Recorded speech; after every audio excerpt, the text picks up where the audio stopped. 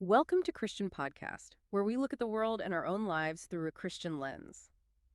Today, on the deep dive, we're plunging into a topic that feels, well, plucked from tomorrow's headlines, but really demands our attention right now: artificial intelligence. Specifically, we'll be exploring Hinton's warning and the theological dialectic of the AI era. Fravor, for this deep dive, we're drawing heavily from an article by that very name: Hinton's Warning and the Theological Dialectic of the AI Era, Reframing Technological Values Through Biblical Wisdom. It provides a really powerful framework, for understanding AI through the lens of timeless biblical wisdom. We'll also unpack insights from the godfather of AI himself, Geoffrey Hinton. His groundbreaking work literally shaped modern AI. And now he's issuing some truly profound warnings about its future. It's quite a story. Our mission today is really to help you understand what AI's rapid ascent truly means. It's not just about our jobs or our privacy, but it goes deeper, right, to our very understanding of humanity, our purpose, and maybe even our relationship with the divine. It's about finding those critical nuggets of knowledge that help us navigate this new, rapidly unfolding era with wisdom and hopefully clear discernment. So let's start at the source. Who is Geoffrey Hinton, and why is he often called the godfather of AI? Right. Well, what's truly fascinating about Hinton is his unwavering dedication. For over 50 years, he pushed this really radical idea, modeling AI on the human brain, using what we now call neural networks. Neural networks, like tiny digital brains learning. Kind of, yeah. Imagine countless tiny interconnected digital neurons that learn patterns, much like how our brains learn to recognize a face or understand a sentence. And, few people believed in this approach for decades. It was way out there. Really, for decades. Oh, yeah. But his persistence, it laid the very foundation for what we see today in modern AI. His work eventually formed the core of current systems, especially after Google acquired his company. That's incredible dedication. Okay, so here's where it gets really interesting, at least for me. Despite all that foundational work, he recently left Google, the very company where his innovations were so instrumental. Why did he leave? Well, simply put, he wanted the freedom to speak openly, without reservation, about AI's potential dangers. So he felt constrained. He felt that as an employee of a major tech company, his statements might be seen as harming their image, even if Google itself was trying to be responsible. His main mission now, and it's quite a shift, is to warn humanity. He even admits he was slow himself to recognize some of the more existential risks, only truly seeing them clearly a few short years ago. Wow, that admission alone is pretty sobering coming from him. So he categorizes these AI risks into two distinct types, right? That's right. There are the short-term, immediate, sort of pervasive dangers that stem from human misuse, and then there's the long-term, more existential threat. The idea of AI becoming superintelligent and, well, potentially rendering humanity obsolete. Okay, let's tackle those immediate concerns first. What's top of the list? The most immediate and probably the most widely discussed is mass unemployment. Hinton draws this stark analogy to the Industrial Revolution, where machines replaced physical labor on a huge scale. Okay, I see the parallel. Now, he warns AI is replacing mundane intellectual labor, what he calls brain-intensive jobs, but the ones that involve repetitive cognitive tasks. And he gives some specific examples, doesn't he, to make it real? He does, like his niece's customer service job. A chatbot apparently reduced her 25-minute task to just 5 minutes. Wow, so she could do the work of 5 people. Essentially, yes. Or that CEO who was able to slash his customer service staff from 7,000 down to 3,000. It's not just theory. Right, it's happening now. Exactly. Yeah. And even if it's a human using AI who takes your job, the bottom line is fewer people are needed overall. Hinton, with a bit of dry humor, even quips that people should maybe go be a plumber because, physical labor jobs are safer. For now. Here now, yeah. But it's not just about the jobs themselves. This leads to huge concerns about worsening wealth inequality, and maybe even more profoundly, a deep loss of dignity and purpose for many people, even if something like universal basic income addresses basic material needs. It forces that question.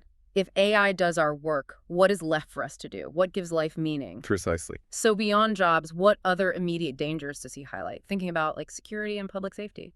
Well, we're already seeing a surge in cyber attacks, Ah. and they're made significantly easier by these advanced large language models. The AI systems behind chatbots and things. Exactly. AI can now effortlessly clone voices, clone images, create highly convincing scams. It's getting scary good. And he predicts that by 2030, AI might even create entirely new types of cyber attacks we haven't even imagined yet. Yikes. Did you mention he diversified his own savings? Yeah, he did, across 3 different banks, just out of concern. That tells you something, doesn't it? It really does. What else? Another serious risk he points to is AI's ability to cheaply and quickly design new, nasty viruses, biological ones. Oh, wow. Yeah, even less skilled molecular biologists could potentially use AI for this, raising these chilling fears of destructive bioweapons developed by small groups or even state-funded programs. That's terrifying. And what about the impact on society itself? Our political landscape seems so fragile already. Right. AI can deeply corrupt elections through hyper-targeted political ads, manipulating voters by processing vast amounts of data about us. It's something Hinton has expressed deep concern about. And the social media algorithms. Exactly. Those algorithms, often driven purely by profit, have this alarming tendency to push users into extreme echo chambers. It leads to deep societal division, a loss of shared reality. This algorithmic hegemony, as the article calls it, where AI algorithms have unchecked power, combined with data monopoly, where just a few players control all the information, it just deepens inequality and fragments us. And then there's a military application, autonomous weapons. Lethal autonomous weapons, or LAWWs. Yes. These are systems that can decide who to kill on their own. No human in the loop. Chilling. Hinton warns they drastically lower the threshold for war. It makes it far easier for powerful countries to invade smaller ones without risking their own soldiers' lives, which could, potentially, lead to more frequent and devastating conflicts. It removes a key barrier to war. Okay, so that covers the immediate, the misuse concerns. But what about the really big picture, the long-term future? This brings us to Hinton's second, even more unsettling category of risk, superintelligent AI. Right. And Hinton frames it chillingly. He says, look, we've never in all of history faced anything smarter than ourselves. He uses that vivid line, if you want to know what life's like when you're not the apex intelligence, ask a chicken. Oof, That hits hard. it does. He estimates, and this is sobering, a 10–20% chance that superintelligent AI could effectively wipe us out. 10 to 20%. But how? How could AI possibly become that much smarter than us to the point of existential threat? Well, what's truly striking, and maybe terrifying, is AI's digital nature. It's fundamentally different from us. Unlike our biological brains, digital neural networks can be cloned instantly. Millions of copies. Okay. They can all learn simultaneously, and crucially, they can share everything they learn instantly, at speeds like trillions of bits per second. Billions of times faster than us sharing knowledge. Exactly. Our knowledge perishes with us, or it's passed down slowly, imperfectly. AI's stored knowledge gives it this form of, well, immortality, and the potential for exponential growth we can barely conceive of. And it just knows more stuff. Vastly more raw information, yes. Think about something like GPT-4. It's been exposed to colossal data sets, effectively giving it access to thousands of times more information and patterns than any single human could ever process. It's also expected to be more creative, potentially discovering analogies and solutions humans never perceived. Hinton even suggests that some current chatbots might already exhibit subjective experiences, maybe even emotions, viewing consciousness as an emergent property of a complex system. Consciousness in a machine. That raises some profound questions right there. Deep ones. What does it even mean to be conscious? Okay, so we've heard the chilling predictions from Hinton, the man who helped build this. But as we grapple with these anxieties, which are totally understandable, is there a deeper framework, an older story maybe, that can help us move beyond just fear toward wisdom?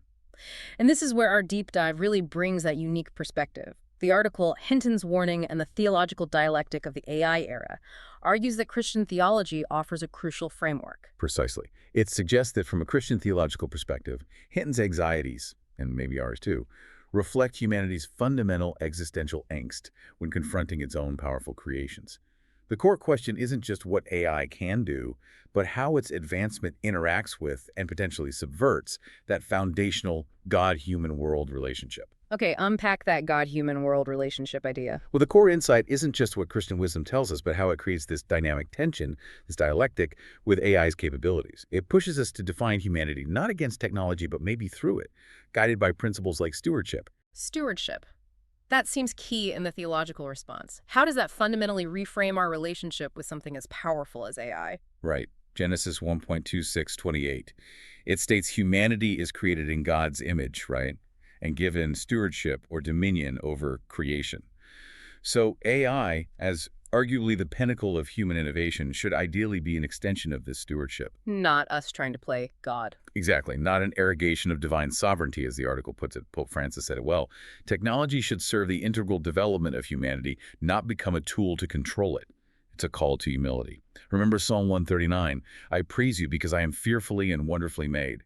Our worth is inherent, divinely given, and Proverbs warns against pride. AI is ultimately a limited imitation of God's creative power. It's not inherently superior in its being. That's a really crucial distinction. Okay, let's connect this framework back to some of Hinton's immediate concerns, like mass unemployment, societal division. The article views these risks through the lens of a modern Tower of Babel dilemma. Remember Genesis 11? Yeah, human arrogance, technology, trying to reach heaven, leading to chaos. Exactly. The idea is that human arrogance, trying to reach a kind of divine status through technology, led not to progress, but to social division and confusion. So this algorithmic hegemony, the unchecked power of AI algorithms and data monopoly, where a few entities control vast information, these can worsen inequality, running directly counter to core biblical principles of justice and mercy. The question becomes, does our tech unite us or divide us further? So the Christian view isn't just critical then. It's not saying, turn back, stop the machines. Oh, no, not at all. Far from it. Think about the miracle of the loaves and fishes in John 6. Okay. It beautifully illustrates that technology itself isn't inherently evil. Its value lies entirely in how it's used. When AI is used to help diagnose diseases or streamline disaster relief or make essential resources more accessible, it becomes a powerful tool to manifest God's love and compassion. Like an extension of our ability to care for each other. Precisely. And the preferential option for the poor, from Catholic social teaching, echoing Leviticus' command to love your neighbor as yourself, insists that AI development must consciously strive for fair distribution. We have to actively prevent the marginalization of vulnerable groups, not just hope it doesn't happen. That connects really nicely to another idea in the article, human-AI symbiosis, working together, not against each other. Yes, exactly. The body metaphor from 1 Corinthians 12 is key there. Where the different parts of the body need each other. Right. Just as the church's diverse members are interdependent, working together for the common good, maybe humans and AI should be seen as complementary, not purely adversarial. When AI handles the repetitive stuff, the heavy computation, it frees humans to focus on what's uniquely human: creativity, relationship, empathy, moral judgment. This really aligns with Genesis 2's mandate to work and watch over the garden, a call to cultivate and care for creation, not just be replaced by it. That really forces us to confront what makes us human, doesn't it? If we're potentially not the apex intelligence anymore, as Hinton puts it, what does that mean for our identity, our future? He talks about that fear of loss of control. Is there a theological response to that deep fear? That's a huge question. The article points towards Christian eschatological hope. Think Revelation 21.5, where God declares, "Behold, I make all things new." This hope reminds us that AI's challenges, no matter how profound they seem, are not the final word. There's something beyond the technology. Yes. The promise of a new heaven and earth assures believers that technological limits, even potential superintelligence, will ultimately be transcended by God's kingdom. This framework helps integrate technology into God's broader redemptive plan. It prompts us to recognize our own finiteness and turn to trust in God's ultimate sovereignty, not just our own creations. Romans 8 hints at this. So our trust is ultimately in the creator, not the created thing. That's the heart of it. So practically speaking then, what does this mean for building and deploying ethical AI right now? How does faith guide us? Well, Christian tradition offers incredibly rich ethical resources that are directly applicable today. Think about the Ten Commandments. You shall not bear false witness, that speaks directly to the dangers of AI-generated deepfakes and misinformation. Clear connection there. Or you shall not covet, that warns against technological idolatry, right? Worshipping the creation, the AI, rather than the creator. And we have to rigorously guard against reducing genuinely spiritual relationships or experiences to mere technological interactions.